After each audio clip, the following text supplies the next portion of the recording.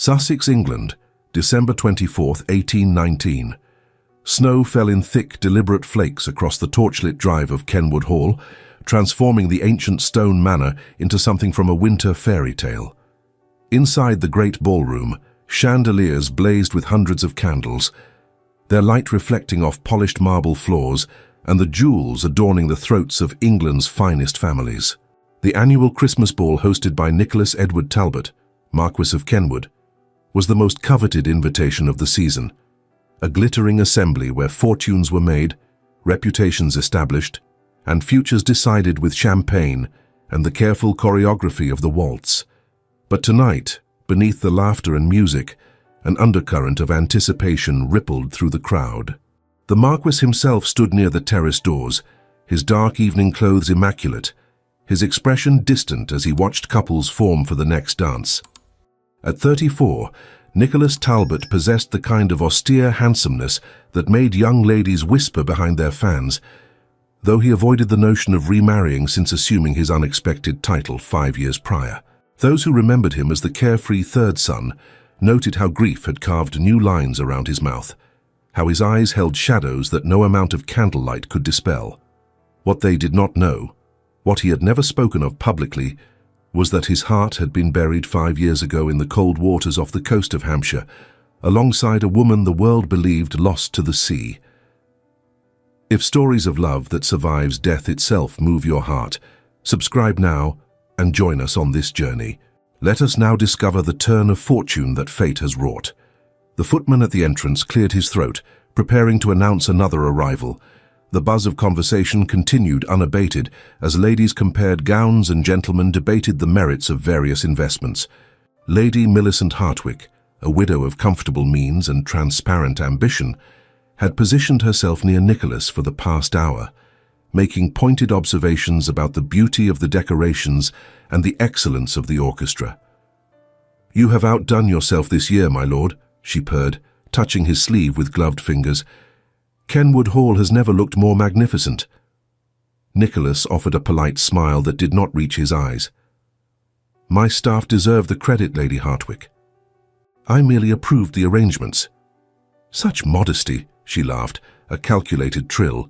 "But surely you must take some pride in maintaining such traditions. Why, I was just saying to dear Lady Georgiana that a house like this requires the proper mistress to truly shine." Before Nicholas could deflect this transparent hint, the footman's voice rang out across the ballroom with an announcement that would shatter the carefully maintained composure of England's highest society. "Mrs. Lydia Catherine Sutton and Miss Rose Sutton." The name struck Nicholas like a physical blow. The room seemed to tilt, candlelight swimming before his eyes as he turned toward the entrance. It was impossible. Lydia Fairmont had died 5 years ago. He had searched for her, offered rewards, haunted every coastal village between Portsmouth and Dover. The officials had declared her lost with 46 others when the postal packet went down in that terrible storm. He had mourned her, buried an empty coffin, and finally, painfully, forced himself to continue living in a world without her light. But there, framed in the doorway like an apparition, stood a woman whose face he would have recognized in any crowd, across any distance, despite the passage of 5 impossible years. Lydia Catherine Fairmont, alive. She wore mourning grey that should have made her look severe, but instead emphasized the delicate architecture of her face. Her dark hair was simply dressed, without the elaborate curls currently in fashion. She held the hand of a small girl with golden curls and solemn eyes, a child perhaps 5 years old, who clutched a worn cloth rabbit and surveyed the glittering assembly with the gravity of someone far older. The ballroom fell silent. Every eye turned from the woman in the doorway to the Marquess, whose face had gone white as the snow falling beyond the windows. Nicholas could not breathe, could not think. The world narrowed to that single point of impossible reality. Lydia, standing not 20 feet away, alive and whole and wearing another man's name like a shroud. Lady Hartwick made a small, shocked sound beside him. Around the room, whispers erupted like wildfire. "But she is dead. The Fairmont girl who drowned. How can this be? Who is that child?" Lydia stood perfectly still, Her chin lifted in that gesture of quiet dignity he remembered so well. Her eyes found his across the crowded room, and he saw in them a mixture of pain, determination, and something that looked terrifyingly like goodbye. He moved before conscious thought, crossing the ballroom floor with long strides that scattered dancing couples like startled birds. People fell back, creating a corridor between them. Dozens of faces turned to witness this impossible reunion. When he reached her, close enough to see the fine lines of grief around her eyes, close enough to catch the faint scent of lavender that had haunted his dreams for 5 years, Nicholas found his voice had abandoned him entirely. He could only stare, drinking in every detail as if to confirm she was truly corporeal, and not some cruel phantom conjured by too much brandy and winter melancholy. It was Lydia who spoke first, her voice low and steady despite the tremor he could see in her hands. "Lord Kenwood," she said, using his title with careful formality, "I apologize for the intrusion. I required an audience, and your Christmas ball seemed the appropriate venue." Her words were ice water on his paralyzed thoughts. An audience? He barely recognized his own voice, rough as gravel. "You have been dead for 5 years, and you appear at my door requiring an audience?" A flush rose in her pale cheeks, but she held his gaze. "I was never dead, my lord, merely lost. And by the time I was found, circumstances had changed considerably for both of us." The small girl tugged at Lydia's hand, and she glanced down with an expression of such tender concern that something cracked in Nicholas's chest. When Lydia looked back at him, her eyes held a silent plea for understanding he was not yet ready to grant. "This is Rose," Lydia said quietly, "my late husband's daughter. I have come to formally reintroduce myself to society, as my situation requires witnesses of quality to establish my position." She paused, then added with devastating honesty, "I did not know you would be here." That last admission, delivered in a tone that suggested she had perhaps hoped to avoid him entirely, struck Nicholas harder than any accusation could have. She had not come seeking him, had not rushed to his door with explanations and tears, had instead arrived in widow's grey, trailing another man's child, to use his ballroom as a stage for her resurrection.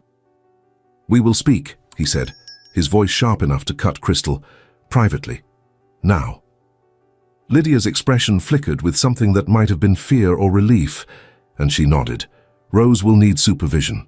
"Lady Georgiana," Nicholas called to his sister, who stood frozen near the refreshment table, her hand pressed to her mouth in shock. "Please see that the child is given cake and lemonade in the drawing room." His sister recovered herself admirably. "Of course." She hurried forward, extending a hand to Rose with a gentle smile. "Hello, dear one. Shall we find you something delicious? I believe cook has made gingerbread shaped like Christmas trees." Rose offered Mr. Buttons forward slightly, signaling her trust in the intimidating figure. Rose looked up at Lydia, who nodded encouragingly. "Go with the kind lady, sweetheart. I will come find you very soon." The child went reluctantly, glancing back twice as Lady Georgiana led her from the ballroom.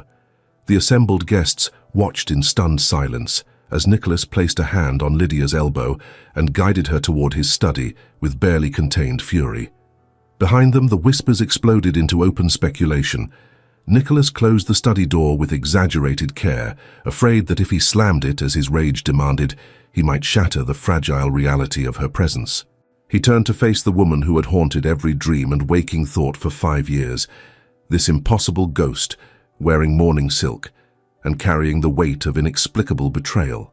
Lydia stood before his desk, hands clasped tightly at her waist, her posture revealing the rigid self-control of someone preparing for battle. In the warm light of the study's fire, he could see her more clearly. She was thinner than he remembered, her face bearing the marks of hardship he could not begin to imagine, but her eyes held the same fierce intelligence, the same quiet strength that had first captivated him 8 years ago when they met at a country assembly and talked until dawn about poetry and philosophy. "Explain," he commanded, his voice dangerously soft.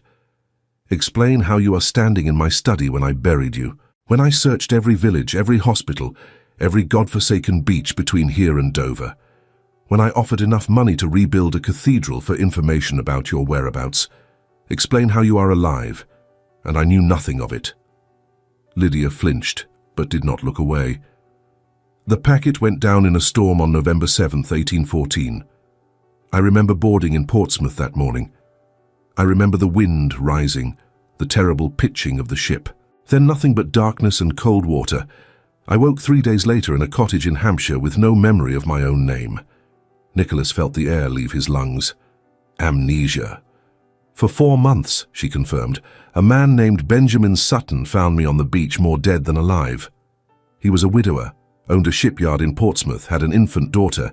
He took me to his home, nursed me through fever and pneumonia. His housekeeper was a former midwife who knew herbs and healing. They saved my life, but my memory remained gone. She moved to the window, though there was nothing to see but darkness and falling snow. Her reflection in the glass looked ghostly, insubstantial. Fragments returned slowly. A name here, a face there. By February, I knew my own name. By March, I remembered my father's estate, remembered you. Her voice caught slightly on that last word. I asked for newspapers.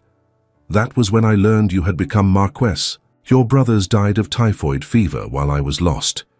The articles mentioned you were in mourning, that you had recently concluded an extensive search for someone who died in the shipwreck.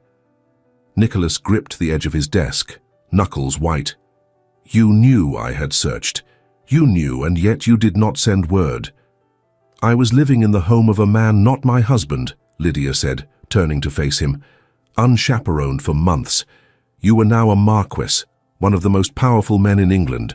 I was legally dead, had been declared so by official records. How could I simply appear and claim otherwise? What would society have said? What would your family have said? She had considered a letter, but the paper offered no proof of virtue. It would only have caused Nicholas agonizing uncertainty, or worse, provoked a desperate, compromised reunion before her reputation was secure. I would not have cared what anyone said, Nicholas growled. You were alive. That was all that mattered. Was it? Lydia's eyes held his, unflinching. Would your family have welcomed a woman who lived alone with another man? Would the Ton have believed my story? Or would they have whispered that I arranged the entire thing, that I was perhaps never on that ship at all? The terrible logic of her words struck him like blows. Society was unforgiving, especially to women. His mother would have been horrified. His position would have been compromised. And yet, for you could have tried, he said, his anger cracking to reveal the grief beneath. You could have sent a letter, anything. Instead, you married him. Lydia's composure finally broke. Her hands trembled as she pressed them to her face. Benjamin was dying. He had a wasting sickness of the lungs that worsened every winter. His daughter Rose was 3 years old when he realized he had perhaps a year to live. His cousins were circling like vultures, ready to claim his business and his child the moment he died. She lowered her hands, and Nicholas saw tears tracking down her cheeks, though her voice remained steady. He asked me to marry him on his deathbed 3 years after he found me.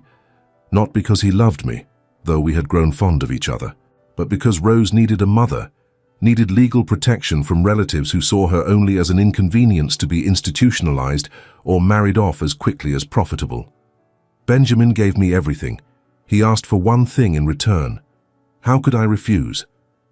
You could have refused by loving me, Nicholas said, and immediately hated himself for the selfishness of it. Lydia's laugh was bitter. I did love you. That was precisely why I could not come back.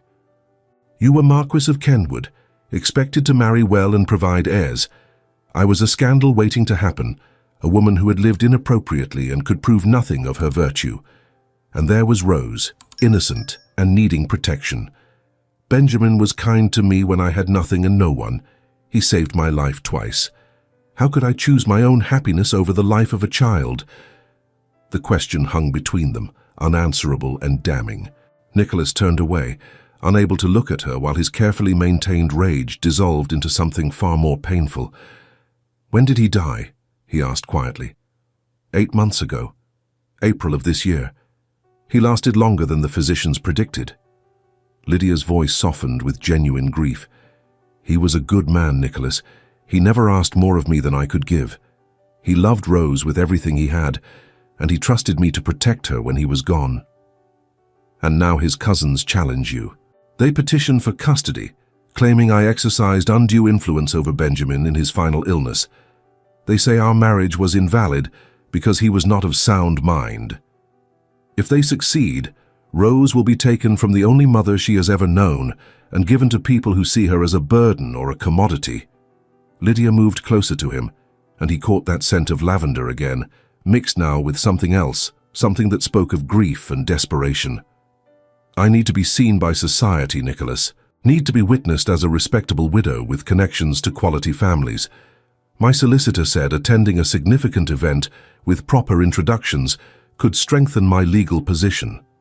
Your Christmas ball is the most important social gathering of the season. I thought if I could be seen here, perhaps introduced by Lady Georgiana or another prominent guest, it might help establish my legitimacy. You intended to use me, Nicholas said flatly. I intended to save a child, Lydia corrected, her voice sharpening with defensive pride. I did not know you would be here, assumed you would be hosting but not in attendance. I planned to speak with your sister, explain my situation, request an introduction. I never meant for you to see me. The admission stung worse than anything else she had said. She had not wanted him to see her, had hoped to slip into his house, use his family's influence and vanish back into whatever life she had constructed without him. And after? He asked, turning to face her again. After you secured your legal position, what then? Were you going to disappear again? Leave me to wonder if I had imagined the entire encounter. Lydia met his gaze, and in her eyes he saw exhaustion and resignation that made her look far older than her 27 years. I did not imagine we would speak again, she said softly. I thought perhaps you had married. Thought certainly you had moved forward with your life. I have been dead to you for 5 years, Nicholas, dead and buried and mourned. I did not presume to resurrect myself in your heart as well as your ballroom. The words should have offered him an opening to reject her, to order her from his house and his life. Instead, they revealed the terrible truth he had been avoiding since the moment he saw her in the doorway. He had never stopped loving her, not in 5 years of grief and guilt and carefully constructed numbness. Seeing her alive did not erase the pain of believing her lost, but neither did it diminish the fierce, irrational joy of knowing she breathed, walked, existed in the same world as himself. I did not marry, he heard himself say. Could not. Every woman I met I compared to you and found wanting. My mother was quite undone. My sister staged elaborate dinner parties with eligible ladies.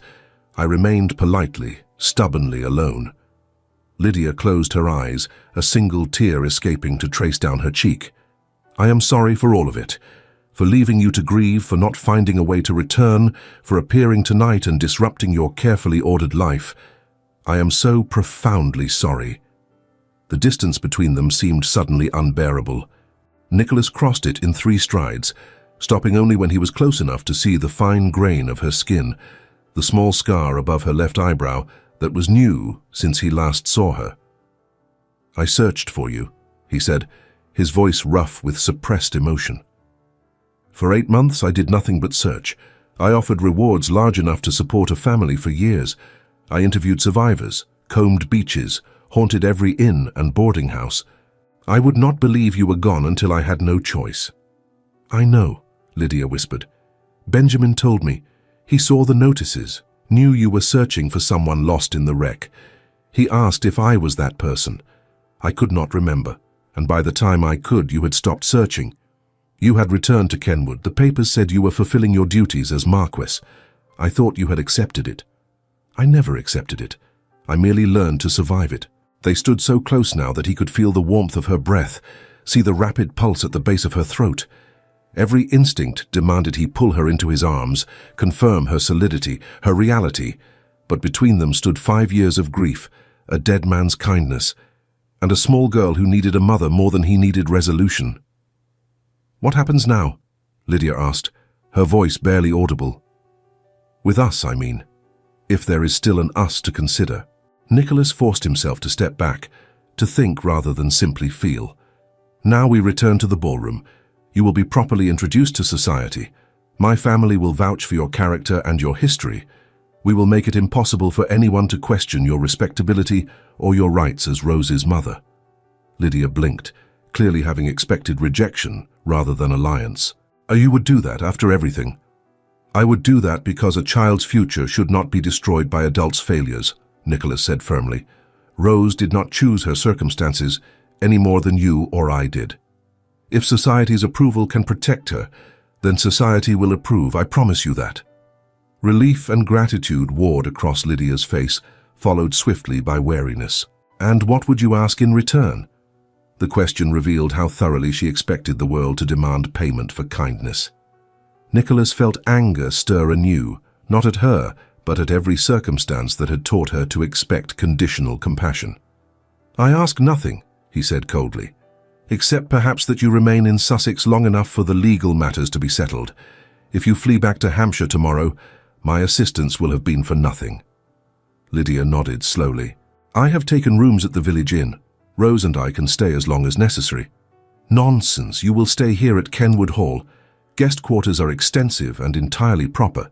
Lady Georgiana will be delighted to have company, and Rose will be more comfortable than at an inn.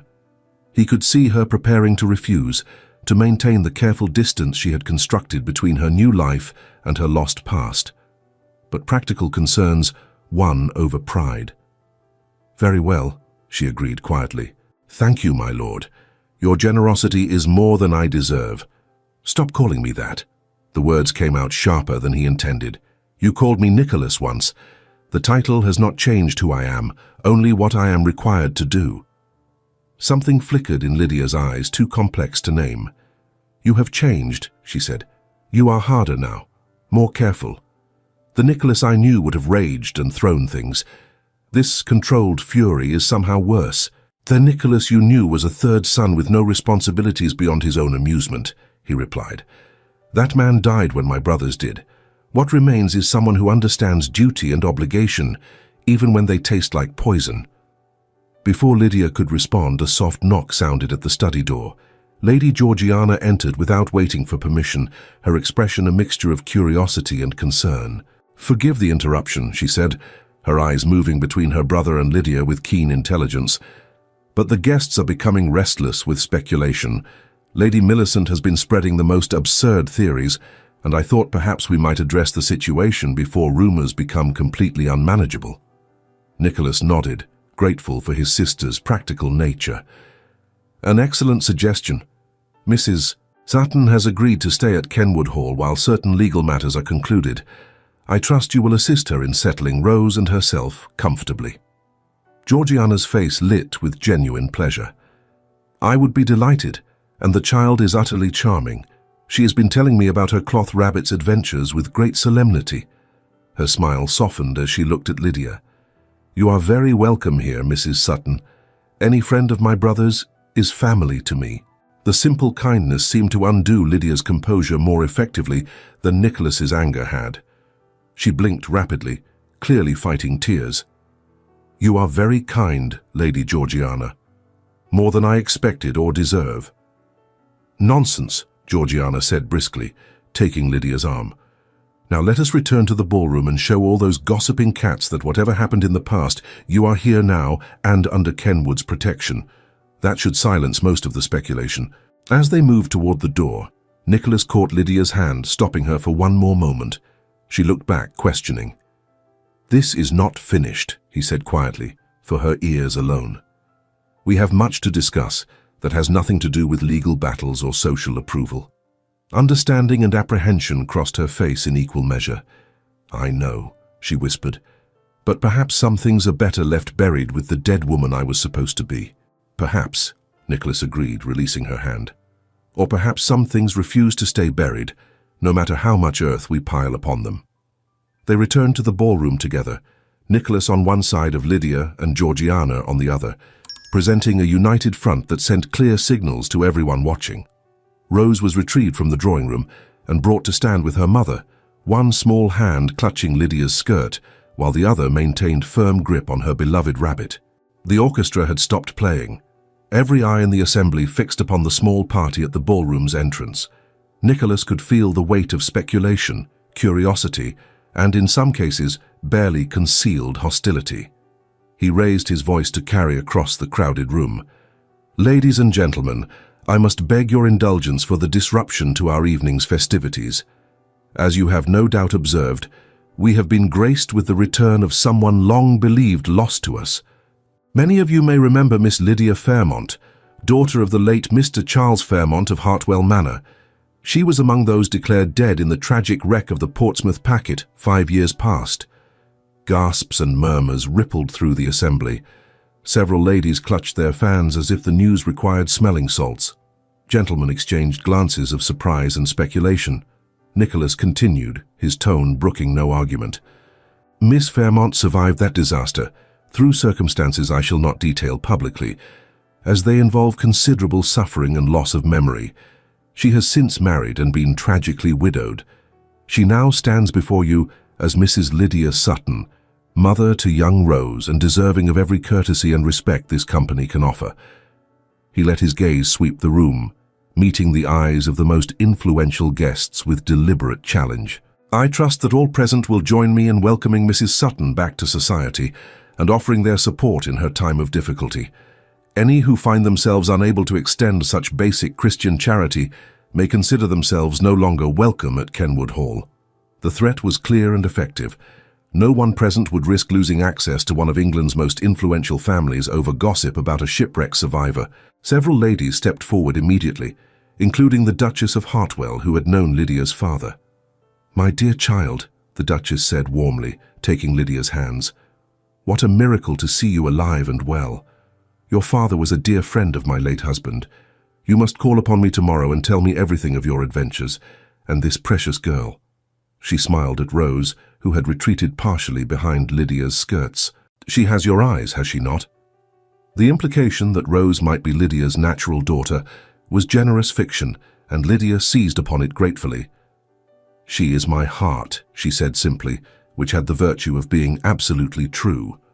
Other guests followed the Duchess's lead, approaching to offer welcome and condolences in equal measure. Lady Millicent maintained stiff distance, her expression suggesting she had swallowed something sour. But the general tide of acceptance was unmistakable, particularly after Lady Georgiana announced that Mrs. Sutton and her daughter would be staying at Kenwood Hall for the foreseeable future. The orchestra resumed playing. Couples returned to dancing. The evening continued as if the very foundations of Nicholas's carefully reconstructed world had not just been shattered and rebuilt in the space of an hour. Rose, overwhelmed by the noise and strangers, began to droop against Lydia's side. Nicholas noticed and gestured to the footman. "Please have Mrs. Henderson prepare the blue guest suite and the adjoining nursery. Mrs. Sutton and Miss Rose will be retiring shortly." Lydia shot him a grateful glance. "Thank you. Rose is not accustomed to such late hours or such crowds. I will show you to your rooms," Georgiana offered, already moving to take Rose's hand. "Come along, little one. I believe there is warm milk and gingerbread waiting for you upstairs." As they prepared to depart, Nicholas found himself reluctant to let Lydia leave his sight, irrational as that impulse was. 5 years of believing her dead had created a superstitious fear that if he looked away, she might vanish like morning mist. "Rest well," he said formally. "We will speak again tomorrow regarding the legal proceedings." Lydia nodded, her exhaustion now evident in every line of her posture. "Good night, Lord Kenwood, and thank you for everything." She followed Georgiana from the ballroom, Rose leaning heavily against her side, leaving Nicholas to face the remainder of his guests alone. He accepted congratulations and fielded questions with practiced smoothness, revealing nothing of the tempest raging beneath his controlled exterior. The ball continued until the small hours of Christmas morning. When the last guest had departed and the servants had begun clearing away the remnants of celebration, Nicholas retreated to his study with a decanter of brandy and the crushing weight of impossible complications. Lydia was alive. That single fact should have been cause for pure joy. Instead, it brought with it a tangled knot of grief, anger, betrayal, and beneath it all, the stubborn insistence of love that refused to die despite having every reasonable excuse to do so. She had married another man, had made a life without him, had a child even if not by blood who called her mother and looked to her for protection. 5 years was not a lifetime, but it was long enough to change everything. The girl he had loved was gone, replaced by this woman in widow's grey who carried scars he could not see and responsibilities he could not dismiss. And yet, when she looked at him, he saw echoes of the girl who had stayed up until dawn debating philosophy, who had laughed at his terrible poetry and challenged his assumptions about everything he thought he knew. She was still there, beneath the armor of grief and necessity. Still Lydia, still the woman who had captured his heart so completely that 5 years of determined effort had not succeeded in reclaiming it. The question was what to do with that knowledge now that she had returned from the dead. Christmas morning dawned bright and cold, the snow from the previous night blanketing Kenwood Hall's extensive grounds in pristine white. Nicholas had slept poorly and rose early, finding his study still reeking of brandy fumes and regret. He was reviewing correspondence when Georgiana entered without knocking, a habit that usually irritated him, but today he found oddly comforting. "She is awake," his sister announced, settling into the chair opposite his desk. "I have ordered breakfast sent to her room as the child is still sleeping." Nicholas set aside his letters. How does she seem? Exhausted, frightened, trying desperately not to show either. Georgiana studied him with the directness that had always made her impossible to fool. "Nicholas, what are you going to do?" "Help her secure legal guardianship of Rose, ensure her reputation is protected. Provide whatever assistance she requires." "I meant," Georgiana said patiently, "what are you going to do about the fact that you are clearly still in love with her and she with you, despite 5 years and a dead husband between you?" Nicholas flinched. "You presume much." "I presume nothing. I observe. You have been half dead yourself since the shipwreck, performing obligations but never truly living. Then she walks through that door and suddenly you are alive again, angry and hurting but alive, and she looks at you as if you are both her salvation and her doom." "She made choices," Nicholas said, hearing the defensiveness in his own voice. "She could have returned to me. She chose differently." "She chose a dying man's child over her own happiness," Georgiana corrected. "That is not exactly a character flaw, brother. Rather the opposite." Nicholas rose, restless, and moved to the window. The gardens lay peaceful and perfect under their blanket of snow. "What would you have me do? Court a woman in mourning? Propose marriage 8 months after her husband's death? Society would be scandalized." "Society was prepared to believe she conspired in her own disappearance until you vouched for her," Georgiana pointed out. "Your position grants considerable freedom to disregard conventional opinion when circumstances warrant. And what of her wishes? Perhaps she has no desire to resurrect what we had. Perhaps 5 years is too long and we are strangers now." "Then you will know that," Georgiana said gently.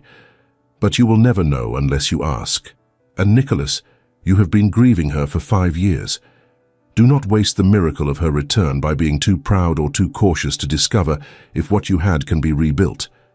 Before he could respond, a knock sounded at the study door. The butler entered, bearing a sealed letter on a silver tray. "This just arrived by special messenger, my lord. The rider said it was urgent." Nicholas took the letter, noting the legal seal with a sinking feeling. He broke it open and read quickly, his expression darkening with each line. "What is it?" Georgiana asked, reading his face. "The Sutton cousins have accelerated their petition," Nicholas said grimly. "A hearing has been scheduled for January 2nd in London. They are arguing that Mrs. Sutton, being formally declared legally dead, has no standing to claim guardianship. Furthermore, they suggest that her marriage to Benjamin Sutton was invalid because she was using a false identity, having been officially recorded as deceased." "That is absurd," Georgiana protested. "She had amnesia. She did not fraudulently claim to be alive. Legal proceedings are rarely concerned with justice, only precedent and procedure," Nicholas said, already moving toward the door. "Lydia must be informed immediately. She will need the best solicitors in London, and the case must be prepared with extreme care." He found Lydia in the blue guest suite, seated in a window seat that overlooked the snow-covered gardens. She wore a simple morning dress in dark grey, her hair loosely pinned. The vulnerability of her unguarded expression soft with thought and sadness, made her look heartbreakingly young. She turned as he entered, and her face immediately composed itself into polite inquiry.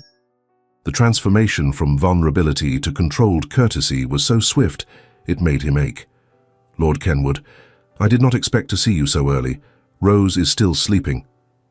"I bring news," Nicholas said, holding up the letter. "Your legal situation has become more complicated." He explained the contents of the letter, watching her face pale with each revelation. When he finished, she sat very still, hands clenched in her lap. "They mean to take her," she said quietly. "They will argue I am not even legally alive, therefore not legally married, therefore not legally Rose's mother. It is elegant in its cruelty." "We will fight it," Nicholas said firmly. "I have already sent for the finest solicitors in London. They will travel with us when we go for the hearing." "Us?" Lydia looked up sharply. "You need not involve yourself further. You have already done more than anyone could expect." "I am already involved," Nicholas said, moving to stand before her. "My testimony regarding your identity will be crucial, as will statements from anyone who knew you before the shipwreck and can confirm you are indeed Lydia Fairmont." "The Duchess," Lydia said, hope flickering in her eyes. "She knew my father, and perhaps Lady Georgiana would be willing to testify about my character. Georgiana will do more than testify. She will ensure every influential lady in London understands that to question you is to question Kenwood's judgment." Nicholas allowed himself a tight smile. "My sister is remarkably effective when she chooses to be formidable." Lydia stood, moving to the window. Snow had begun falling again, fat flakes that caught the morning light. "I thought I had escaped the worst when Benjamin died. Foolish of me. Life has taught me repeatedly not to expect safety." The resignation in her voice sparked Nicholas's anger anew, though not at her, at every circumstance that had driven her to expect betrayal and disappointment as her natural state. "You will win this," he said, "not because life is fair, but because we will make it impossible for anyone to rule otherwise. Rose will remain with you. That I promise." Lydia turned from the window, and the look she gave him held such complex emotion he could not name all its components. Gratitude, certainly. Fear, possibly. But underneath, something that looked dangerously like hope. "Why are you doing this?" she asked. "You owe me nothing. If anything, I owe you apologies enough to fill the rest of my life. Yet you defend me, shelter me, promise assistance as if I have any right to claim it." Nicholas crossed to her, stopping close enough that he could see the gold flecks in her hazel eyes, the small freckles across her nose that powder could not quite hide. "Do you truly not know?" he asked quietly. She shook her head, not trusting her voice. "Because 5 years ago I loved you more than I had ever loved anything in my life," he said, the words raw and honest. "Because I searched until I had no hope left, and even then I could not quite stop hoping. Because seeing you walk through that door alive and whole felt like every prayer I ever sent into the void, finally receiving answer." Tears spilled down Lydia's cheeks, though she made no sound. "Nicholas, I do not know what we are now," he continued, "or what we might become. Too much has changed and we are not who we were. But I know that child deserves a mother who loves her, and you are that mother. Everything else we can determine later." "There may be no later," Lydia said, her voice breaking. "If I lose Rose, I will have nothing left. Benjamin trusted me to protect her. It was his dying wish, if I fail him." "You will not fail," Nicholas interrupted. "I will not allow it. We will go to London after Christmas. We will face these cousins in court, and we will ensure that Rose remains exactly where she belongs." A soft sound from the adjoining nursery made them both turn. Rose appeared in the doorway, still in her nightgown, her cloth rabbit clutched under one arm and sleep tousling her golden curls. "Mama," she said uncertainly, then noticed Nicholas and moved instinctively closer to Lydia. "Who is the man?" Lydia knelt, opening her arms, and Rose ran into them with the absolute trust of a loved child. "This is Lord Kenwood, sweetheart. He is an old friend who is helping us. You remember we talked about the nice man who would make sure you stay with Mama?" Rose studied Nicholas with solemn consideration, then surprised him by asking, "Do you like rabbits?" "I have always been fond of them," Nicholas said gravely, matching her serious tone. "Particularly rabbits who are well-traveled and wise." "Mr. Buttons is very wise," Rose agreed. "Papa gave him to me before he went to heaven. He said Mr. Buttons would help me be brave." Something in Nicholas's chest cracked at the matter-of-fact way this small child discussed death and separation. She could not be more than 5, yet she spoke of loss with the unsuitable awareness of mortality and disappointment. "Your papa was right," Nicholas said gently, "and I think Mr. Buttons is doing an excellent job." Rose nodded, satisfied with this assessment, then looked up at Lydia. "Can we have breakfast? Lady Georgiana promised there would be jam." "Lady Georgiana is very kind," Lydia said, standing and taking Rose's hand. "Let us get you dressed first, then we shall go find that jam." Nicholas watched them retreat to the nursery, hearing Rose's chatter about gingerbread and snow, and whether Mr. Buttons would like Christmas presents. The easy affection between woman and child was evident in every gesture, every tone. Whatever else might be uncertain, Lydia's love for Rose was absolute. And that, Nicholas realized, was precisely what made this situation so impossible. He could not simply reclaim what he had lost 5 years ago, could not court Lydia as if Benjamin Sutton had never existed, as if Rose were not woven permanently into the fabric of her life. Any future that included Lydia necessarily included Rose. The question was whether he could accept that, whether he could love not just the woman, but the family she had become. He could. He loved the woman, and thus he accepted the family she had become. Christmas Day passed quietly. Georgiana insisted they attend church services in the village, where Lydia's presence caused another stir of speculation and surprise. But with Nicholas on one side and the Duchess of Hartwell on the other, even the most dedicated gossips could do little but whisper behind gloved hands. Rose was fascinated by the church's stained glass windows and the elaborate nativity scene, asking questions in her clear, piping voice that made several elderly ladies smile indulgently. She sat between Lydia and Georgiana during the service, remarkably well behaved for such a young child. Afterward, they returned to Kenwood Hall for Christmas dinner, a smaller affair than the previous night's ball, but still formal enough that Rose's eyes grew round at the elaborate table settings and endless courses. "Is this what lords eat every day?" she whispered to Lydia, loud enough that everyone heard. "Only on special occasions," Georgiana said with a laugh. "Most days we make do with only 6 or 7 courses instead of 12. Rose considered this gravely. "That still seems like quite a lot." "Indeed it does," Nicholas agreed, earning a surprised smile from the child. He found himself watching Lydia throughout the meal, noting how she managed her grief with practiced grace, how she attended to Rose while maintaining appropriate social interaction with his family. She was exhausted. He could see it in the fine lines around her eyes, the way she occasionally seemed to drift away mid-conversation, but she never let her composure slip entirely. After dinner, Georgiana suggested they retire to the drawing room for gifts. Rose's excitement at this prospect was the first truly childlike emotion Nicholas had seen from her, and it made him realize how much weight this small person carried, how aware she was of her precarious position. The staff had prepared a few simple gifts for Rose at Georgiana's direction: a new doll, a picture book of animals, a warm cloak in dark blue wool. Rose's delight was disproportionate to the value of the gifts, and her careful thank yous to everyone present spoke to Lydia's attention to teaching proper manners. "And this," Georgiana said, producing one final package, "is for your mama, from all of us, welcoming her to Kenwood Hall." Lydia's hands trembled slightly as she unwrapped the gift. Inside was a beautifully bound journal and a set of fine pens. "For writing your story," Georgiana explained.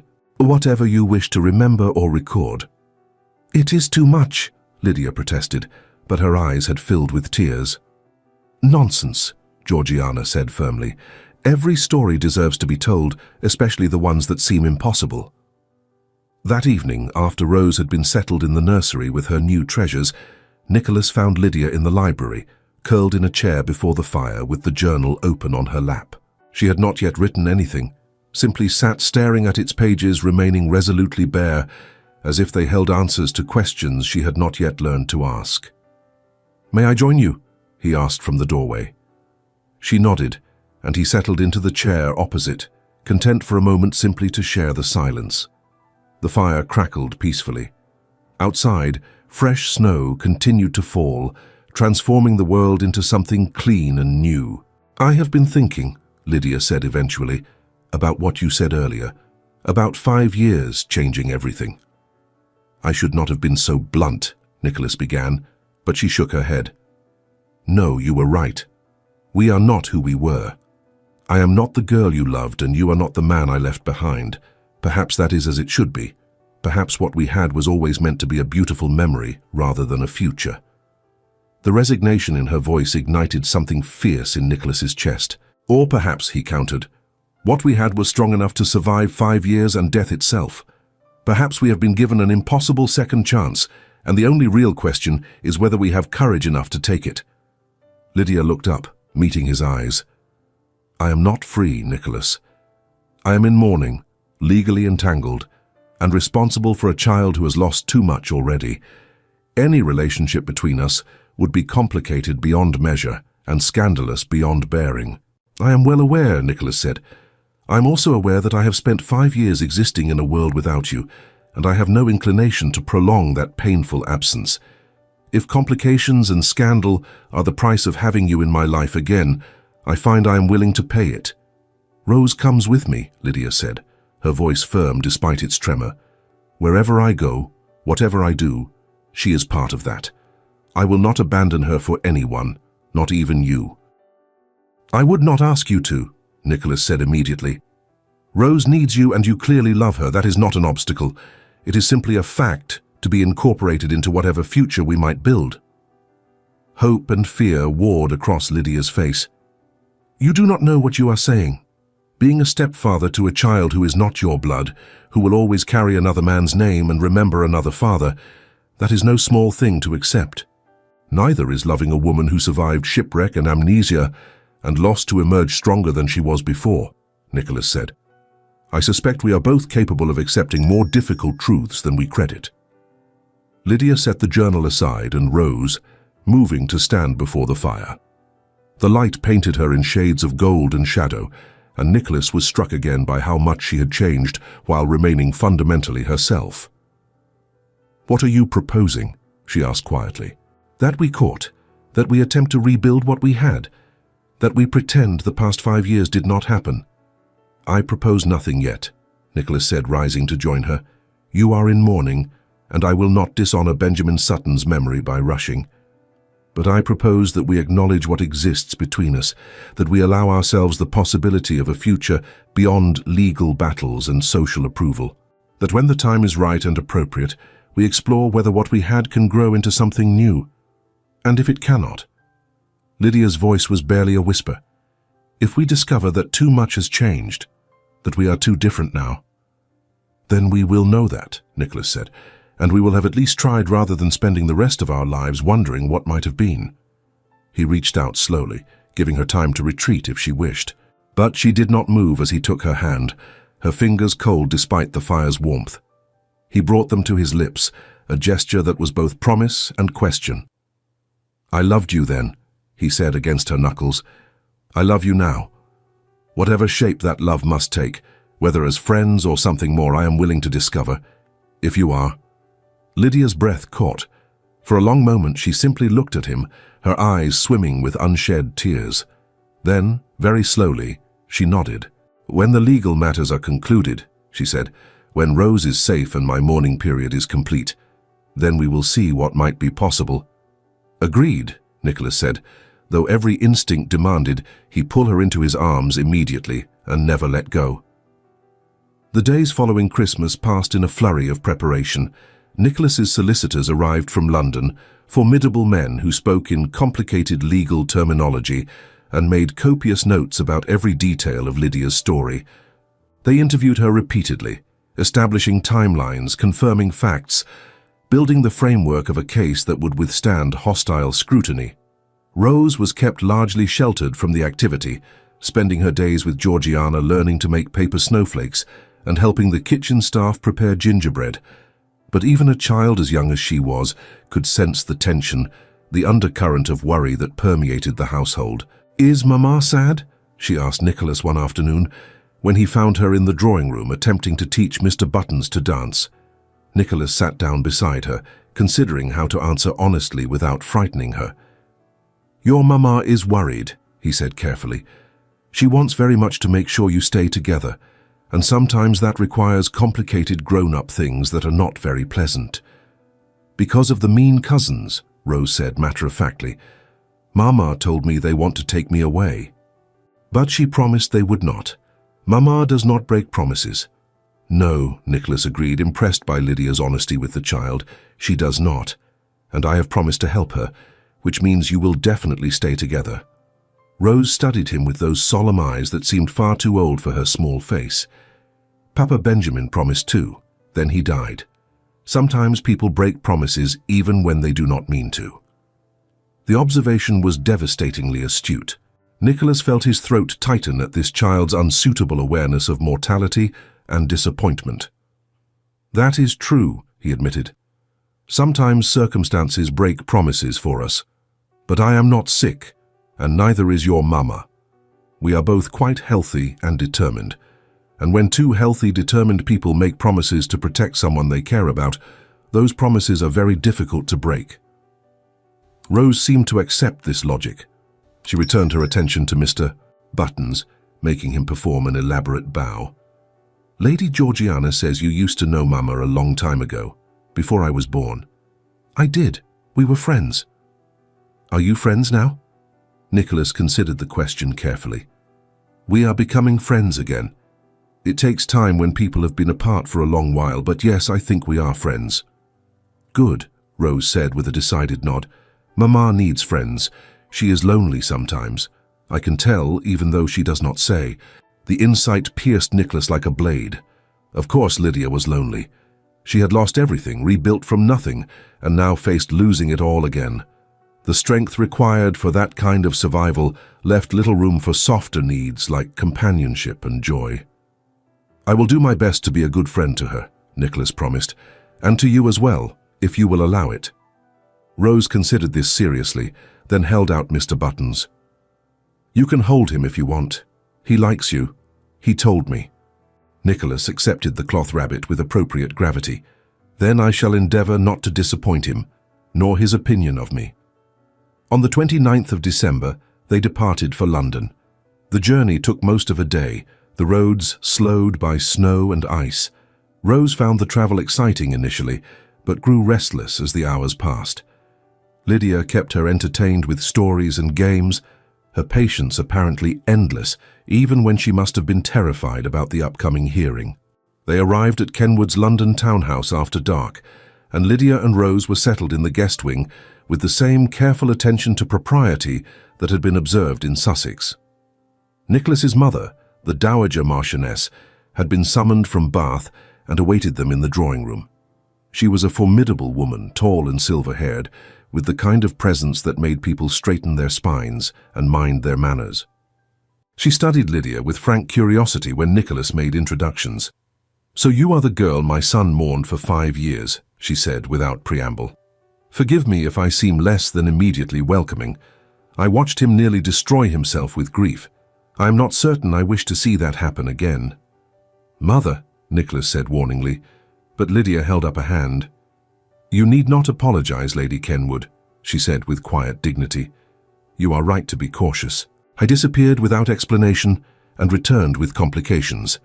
I would not welcome me either if I were in your position." The Dowager's expression softened slightly at this honesty. "At least you are not a simpering fool. That is something." She turned her attention to Rose, who had hidden behind Lydia's skirts at this stern examination. "And you, child? What is your name?" "Rose Sutton, ma'am," Rose said, her voice very small. "And this is Mr. Buttons." "A rabbit," the Dowager observed. "How practical. Rabbits are quiet and require no feeding, much more sensible than a puppy." "Papa gave him to me," Rose said, gaining courage. "He is very old and very wise." "All the best rabbits are," the Dowager agreed with unexpected gentleness. "You may call me Lady Althea, as I suspect we shall be seeing quite a lot of each other. Nicholas, ring for tea. If we are to face unpleasant legal proceedings tomorrow, we should at least do so properly fortified. The hearing was scheduled for the morning of January 2nd at the Court of Chancery. Nicholas had arranged for the finest barristers in London, men who could pass the complicated intersection of maritime law, marriage law, and questions of identity with surgical precision. The night before, unable to sleep, Nicholas found Lydia in the townhouse library, much as he had found her at Kenwood. She sat before the fire, the journal Georgiana had given her open on her lap, its pages remaining resolutely bare. "Cannot write?" he asked, settling into the chair beside her. "Cannot think what to say," Lydia admitted. "How does one begin to put such a story into words? Where does it even start? With the shipwreck, with meeting you 8 years ago, with Benjamin finding me on the beach?" "Perhaps it starts with tomorrow," Nicholas suggested, "with what comes next rather than what came before." Lydia shook her head. "I am terrified, Nicholas, not just of losing Rose, though that fear is overwhelming enough, but of everything else, of what happens if we win, of the future that means I must navigate, of whether I have strength enough to keep standing." "You do," Nicholas said with absolute certainty.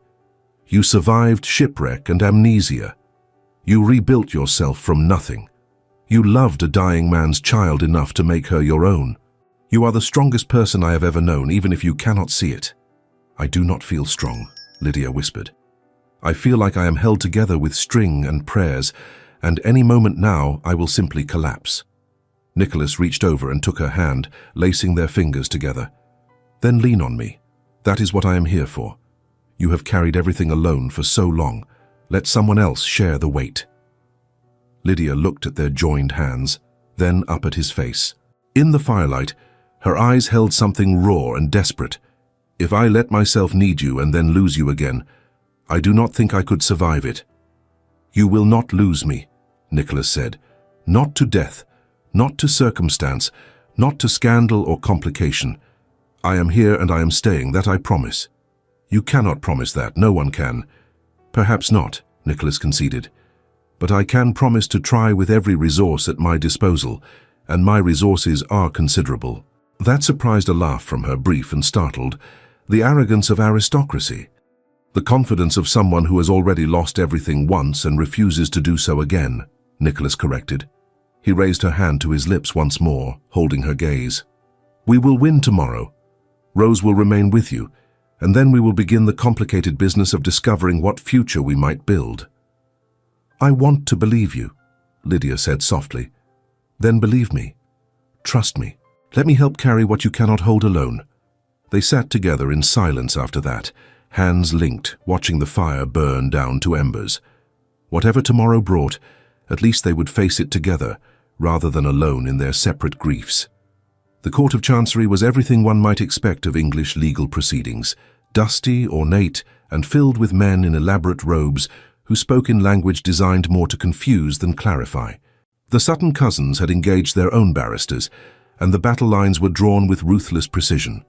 Rose was not required to attend, having been left with Georgiana and the Dowager at the townhouse. Lydia sat ramrod straight in the gallery, her dark morning gown and simple bonnet making her look young and vulnerable, despite her 27 years. The cousins' argument was viciously elegant. They claimed that Lydia Fairmont had been legally declared dead in 1814. Therefore, any marriage contracted after that date under the name Lydia Fairmont was invalid, as one cannot marry a legal non-person.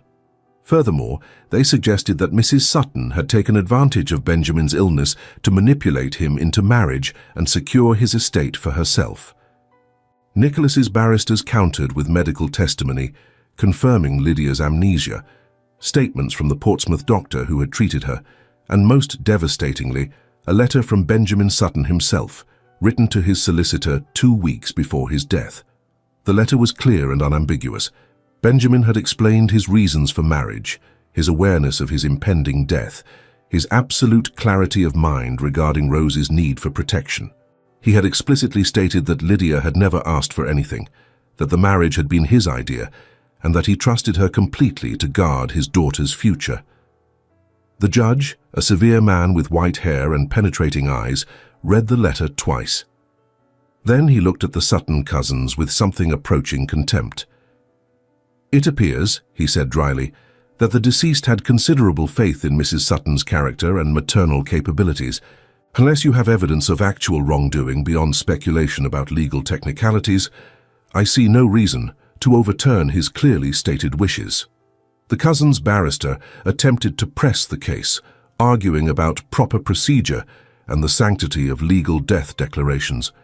But the judge was unmoved. "Mrs. Sutton," he said, addressing Lydia directly, "please stand." Lydia rose, her hands trembling slightly, but her voice steady as she acknowledged him. "Yes, my lord. You survived a shipwreck that killed 46 people. You lost your memory, your identity, your entire life as you knew it. When your memory returned, you discovered you had been legally declared dead. Rather than fighting that declaration and causing scandal, you chose to remain in obscurity to spare your family and friends the complication of your resurrection. Is that accurate?" "Yes, my lord." "And Mr.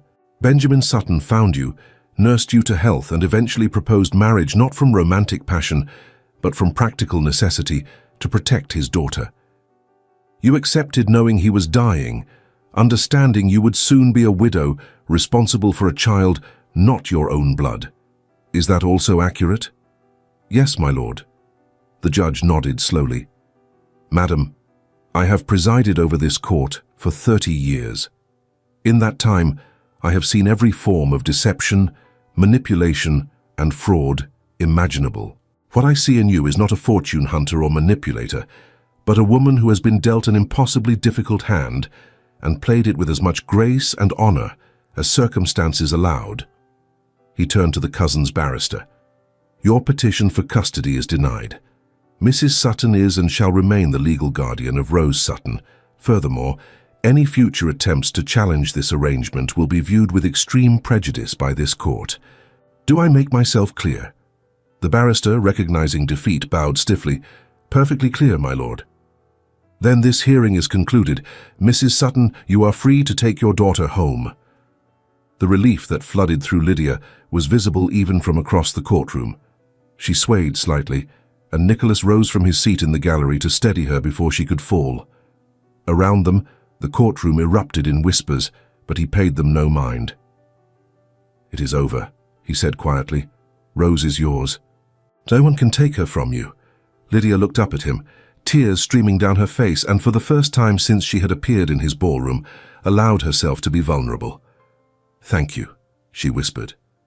"Thank you."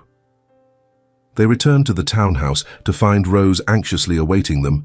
Mr. Buttons clutched tight against her chest. When she saw Lydia, she flew across the entrance hall and into her arms with a cry of, "Mama!" "It is all right, sweetheart," Lydia said, holding her close. "Everything is all right. We are together and no one can separate us." "The mean cousins lost?" Rose asked, her voice muffled against Lydia's shoulder. "They lost," Lydia confirmed, "completely and permanently." That evening, after Rose had been settled for the night, Nicholas found Lydia once more in the library. But this time the journal in her lap held words. He could see them from where he stood, neat script filling the first page. "You wrote something," he observed. "I wrote," Lydia confirmed. "I wrote about Rose, about the hearing, about impossible victories and second chances." She looked up at him, her eyes clear despite the exhaustion that must have been crushing. "And I wrote about you, about the man who refused to let me face everything alone." Nicholas sat beside her, close enough that their shoulders touched. "What comes next?" he asked. "I return to mourning for another 4 months," Lydia said. "That is proper and appropriate. Rose and I will need to find more permanent accommodations than imposing on your hospitality." "Nonsense," Nicholas said immediately. "You will stay at Kenwood Hall for as long as you wish. The estate is extensive, the guest quarters comfortable, and Georgiana has already become absurdly fond of both you and Rose." "That is generous beyond measure." "It is practical," Nicholas corrected, "and it allows us time. Time to become reacquainted as the people we are now." Time for Rose to feel secure. Time for you to grieve Benjamin properly and adjust to your new circumstances. Time for me to prove that I meant what I said about not disappearing. Lydia set the journal aside and turned to face him fully. You understand that I am not the girl you remember. That girl died in the shipwreck along with all her innocent assumptions about how the world works. What remains is someone harder, more careful, more scarred. And you understand, Nicholas countered, that I am not the carefree third son who could afford to be romantic and impractical. That man died when his brothers did, and he inherited responsibilities he never wanted. What remains is someone who understands duty and obligation, but who also knows the value of what he once had, and foolishly believed lost forever. We are both compromised by what we have endured, Lydia said softly. We are both survivors, Nicholas corrected. And survival is not damage, it is proof of strength. He reached out slowly, giving her time to retreat, but she did not move as he cupped her face gently, his thumb brushing away a tear she had not realized had fallen. I love you, he said simply. I love the girl you were. I love the woman you have become. I will love whoever you continue to grow into. That is the one thing that has not changed and will not change, regardless of circumstances or time. I love you too, Lydia whispered. I loved you then. I loved you through 5 years of believing I could never return, and I love you now despite every logical reason I should protect my heart better. Then that is enough, Nicholas said. For now, that is more than enough. He kissed her forehead, a gesture of tenderness and promise rather than passion. There would be time for passion later, when mourning was complete and futures were secure. For now, this moment of quiet acknowledgement was sufficient. They sat together as the fire burned down, shoulders touching, hands clasped, neither speaking but both understanding that they had turned a corner into something new. The past 5 years existed and could not be erased, but neither could they define what came next. Spring arrived at Kenwood Hall with an explosion of daffodils and cherry blossoms. Rose, who had never seen such abundance of flowers, spent her days running through the gardens with Mr. Buttons, her laughter carrying through the open windows like music. Lydia had settled into life at Kenwood with surprising ease. She helped Georgiana with household management, read extensively from the library, and slowly allowed herself to shed some of the protective armor she had worn for so long. She still wore mourning, though as the months passed, she had moved into half-mourning with touches of lavender and grey that suggested grief was softening into acceptance. Nicholas courted her carefully and properly, always conscious of propriety and her need for time. They walked in the gardens together, chaperoned by Georgiana or the Dowager. They discussed books and politics and philosophy as they once had, rediscovering the intellectual connection that had first drawn them together. Slowly, carefully, they rebuilt trust and understanding. Rose, observing all of this with a child's uncanny perception, asked Lydia one morning in May, "Is Lord Kenwood going to be my new papa?" Lydia, who had been helping her plant a small herb garden, sat back on her heels in surprise. "What makes you ask that, sweetheart?" "He looks at you the way Papa Benjamin used to look at me," Rose said matter-of-factly. "He looks at you as though you are the most important thing in the world, and you look at him the same way. That means love, right?" The simple observation was so accurate it made Lydia's breath catch. "It does mean love," she admitted, "but love is complicated for grown-ups. There are rules about when people can marry, especially when someone has been married before." "Because of mourning," Rose said, nodding wisely. Lady Georgiana explained, "We wear dark colors to show respect for Papa Benjamin. But when enough time has passed, we can wear pretty colors again and be happy." "That is exactly right. And then Lord Kenwood can be my new papa?" Lydia pulled Rose into her lap, holding her close. "If that is something you would want, and if he asks, and if I say yes. Would you want that, Rose? Would you be happy if Lord Kenwood became part of our family?" Rose nodded against her shoulder. "He is kind, and he makes you smile more. You did not smile much before we came here." I noticed. The tears that filled Lydia's eyes were not from grief, but from overwhelming gratitude for this perceptive, generous child who had been placed in her care. "I love you very much, Rose. You know that, do you not?" "I know," Rose said simply. You are my mama. Not my born mama, but my heart mama. That is better because you chose me. It was Georgiana who finally addressed the situation directly in late May, cornering Nicholas in his study one afternoon when Lydia and Rose had gone to the village with the dowager. You are going to propose, she said without preamble. The question is when and how. Nicholas looked up from his correspondence with the expression that suggested he had been expecting this conversation. Her mourning period ends in June. I thought perhaps after that. That is only 3 weeks away, Georgiana pointed out. Have you prepared? Do you have a ring? Have you considered how and where you will ask? I have considered little else for the past 4 months, Nicholas admitted, but I am uncertain how to proceed. The traditional approach seems inadequate given the circumstances. Then perhaps, Georgiana suggested with a smile, you should ask her in a way that acknowledges who she is now rather than who she once was. Show her that you love not the ghost of the past, but the woman of the present. The idea took root immediately. Nicholas knew exactly what he would do. On the 24th of June, exactly 6 months after Lydia had appeared in his ballroom like a ghost refusing to stay dead, Nicholas arranged an excursion to the lake on Kenwood's property. It was the same lake that had been frozen solid that terrible December night when they first spoke honestly about the future. Now it lay smooth and warm under summer sun, surrounded by flowering meadows. Rose had been conspiratorially informed of the plan and agreed to stay behind with Georgiana, who promised an afternoon of baking gingerbread. The dowager, with uncharacteristic romanticism, suggested that some things were best done without an audience. Lydia, unaware of Nicholas's intentions, dressed simply in a gown of pale lavender, her hair loosely pinned against the summer heat. She had blossomed over the past months, the haunted look gradually fading from her eyes, her smiles coming more easily. They walked to the lake together, and Nicholas spread a blanket under a willow tree, whose branches trailed in the water like fingers.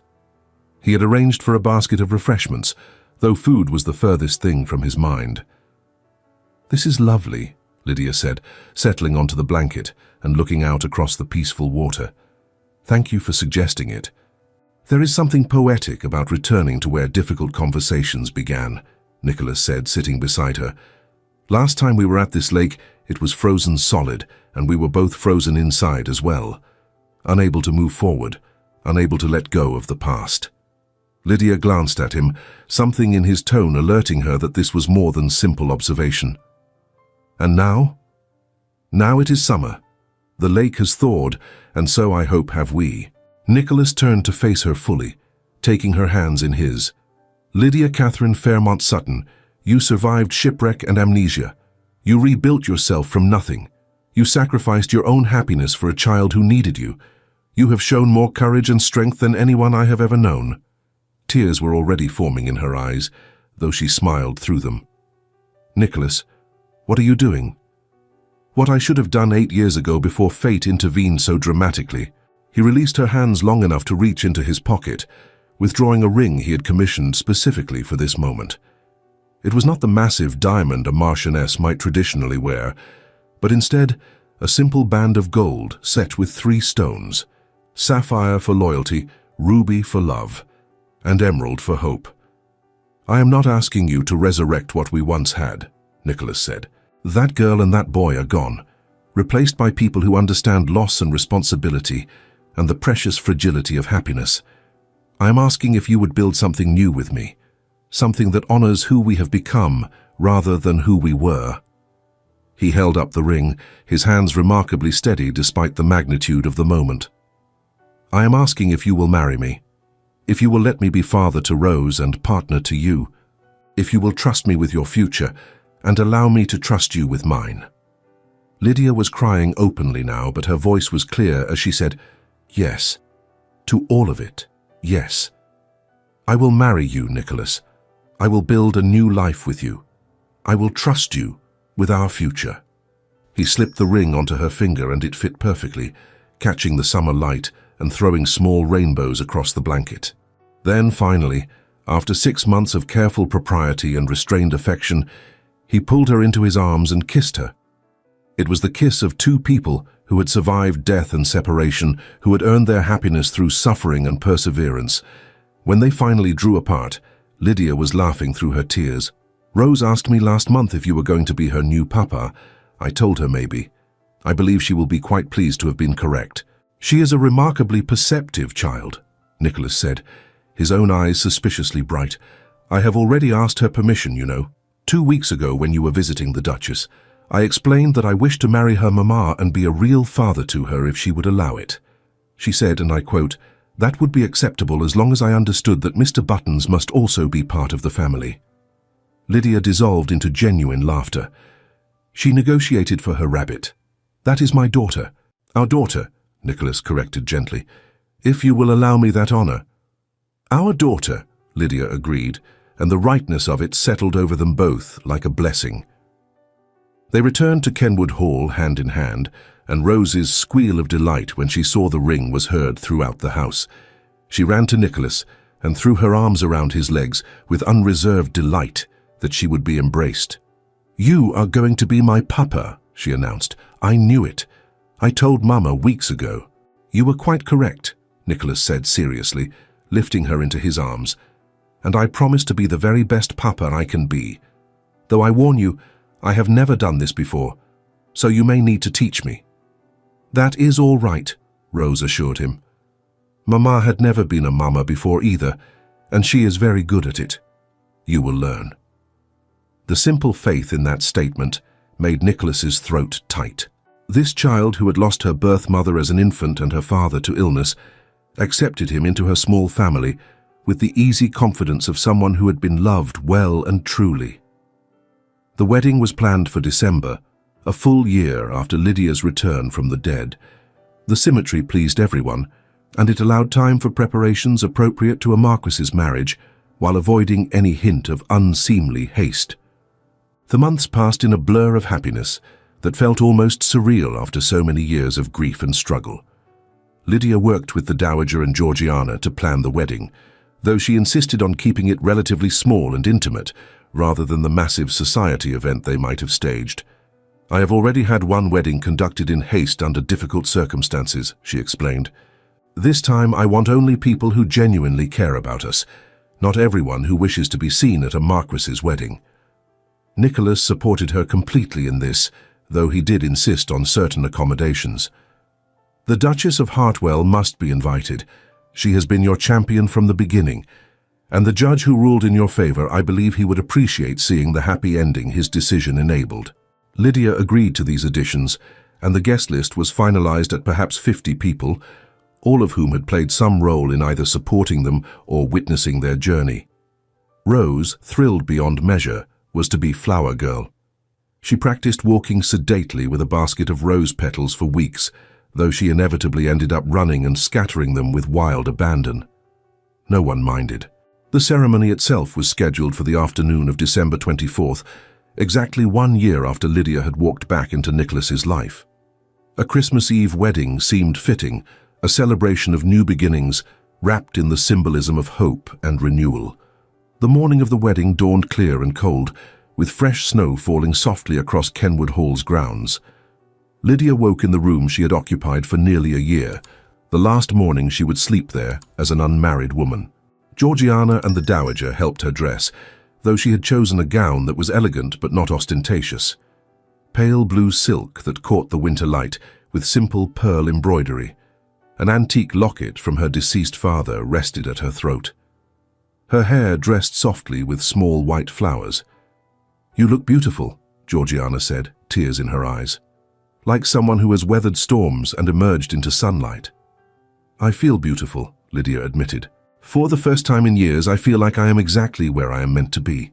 Rose appeared in the doorway, already dressed in her flower girl gown of white velvet. "Mama, you look like a princess. Papa Nicholas is going to forget how to talk when he sees you." "Papa Nicholas," the Dowager repeated with satisfaction. "I like that very much indeed. My son gains a wife and I gain a granddaughter. Rather an excellent arrangement all around." They processed down to the chapel, where 50 guests waited in candlelit warmth. Nicholas stood at the altar with his best man, looking impossibly handsome in formal dark blue. But when Lydia entered and their eyes met, she saw the same overwhelming relief and joy she felt herself. They had made it, against all odds, Through shipwreck and death and legal battles and social complications, they had arrived at this moment together. Rose proceeded down the aisle with great dignity, scattering rose petals with only moderate enthusiasm. Then Lydia followed, walking alone because there was no father to give her away, but holding her head high because she was giving herself, which seemed more honest anyway. When she reached Nicholas, he took her hands and whispered, "You came back to me. You actually came back." "I never really left," Lydia whispered in return. "Not where it mattered." The ceremony was brief and traditional, the vicar speaking of love and commitment and the sacred bond of marriage. But when it came time for Nicholas to say his vows, he departed from the traditional script. "I vow to love you in sickness and health, in joy and sorrow, through every circumstance life brings," he said, his voice carrying clearly through the chapel. "I vow to be father to Rose with the same dedication you have shown as her mother. I vow to remember that you survived impossibilities to be here, and never take for granted the gift of your presence. And I vow that whether we have 1 year together or 50, I will make every day worthy of the journey it took to arrive at this sacred altar." Lydia's voice trembled as she responded with her own vows.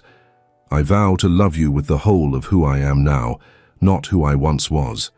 I vow to seek our future in hope, not in the shadows of what was lost. I vow to trust you with my heart, my daughter, and my dreams. And I vow that whether storms come or sunshine prevails, I will face it all at your side, as partner and equal and beloved wife." The vicar pronounced them married, and when Nicholas kissed his bride, the assembled guests erupted in applause and cheers that echoed through the small chapel. The wedding breakfast was held in Kenwood's great hall, transformed with evergreen boughs and winter flowers. Rose sat between her parents at the head table, beaming with pleasure and occasionally feeding bits of cake to Mr. Buttons when she thought no one was looking. The Duchess of Hartwell stood to make a toast, her voice ringing with genuine emotion. "I have known this family for 40 years. I watched Nicholas grow from boy to man to Marquis. I grieved with him when he lost those he loved, and I am honored to witness him gain them back, transformed but unbroken. To the Marquis and Marchioness of Kenwood, and to the family they have built from courage and love." Later, as evening fell and guests began to depart, Nicholas found Lydia in the same window seat where he had first found her the morning after the Christmas ball. She was watching snowfall, Rose asleep against her shoulder, utterly exhausted from the excitement of the day. "Happy?" he asked, settling beside them. "Absurdly so," Lydia admitted. "I keep expecting to wake and find this is a dream, that I'm still in Benjamin's cottage in Portsmouth, and none of this has happened." "It is not a dream," Nicholas assured her, wrapping his arm around both wife and daughter. "This is real. You are the Marchioness of Kenwood. Rose is officially my daughter through adoption papers finalized last week. We are a family, strange and cobbled together though we may be. My solicitors have confirmed that even with Rose adopted, the title requires an heir of my blood. But Rose is the daughter of my heart. The rest is simply duty that can wait." "The best families are," Lydia said softly. She looked at him, her eyes reflecting firelight and happiness. "Thank you for not giving up on me, for waiting, for loving not just me but her as well." "Thank you," Nicholas countered, "for surviving, for being strong enough to choose life even when it seemed impossibly difficult, for giving me a second chance at happiness I never thought to have again." Rose stirred in her sleep, mumbling something about rabbits and snow. They both smiled, and Lydia shifted her gently to rest more comfortably. "She asked me yesterday," Lydia said, "if we could visit Papa Benjamin's grave in the spring. She wants to tell him about you, make sure he knows she is happy and loved." Nicholas felt his throat tighten. "Of course we will. He gave me everything I hold most precious. The least I can do is ensure his memory is honored as he deserves." They sat together in comfortable silence, watching snow transform the world outside into something clean and new. A year ago, Lydia had appeared like a ghost at a Christmas ball, bringing with her complications and impossibilities. Now she sat here as his wife, their daughter sleeping peacefully between them, and the future stretched ahead full of promise rather than grief. "What are you thinking?" Lydia asked softly. Nicholas considered the question carefully. "I am thinking," he said finally, "that some stories refuse to end when they are supposed to. Some love survives shipwrecks and death and 5 years of separation. And families, I believe, are built not from blood, but from choice, courage, and refusal to surrender to despair." "That is quite philosophical for a wedding night," Lydia teased gently. "I am a marquis," Nicholas replied with mock dignity. "We are expected to be occasionally profound." Lydia laughed, the sound soft so as not to wake Rose. "Well then, Marquis, what profound wisdom do you have about our future?" Nicholas pulled them both closer, feeling the solid reality of wife and daughter, the warmth of family, hard-won and precious beyond measure. "Only this," he said, "that whatever comes, we face it together. That we have already survived the worst life can throw at us and emerged stronger. And that every day from this moment forward is a gift we earned through refusal to surrender." "I can live with that wisdom," Lydia said, resting her head on his shoulder. They remained there as the snow fell and candles burned low, 3 people who had found each other across impossible distances and built something new from the wreckage of what was lost.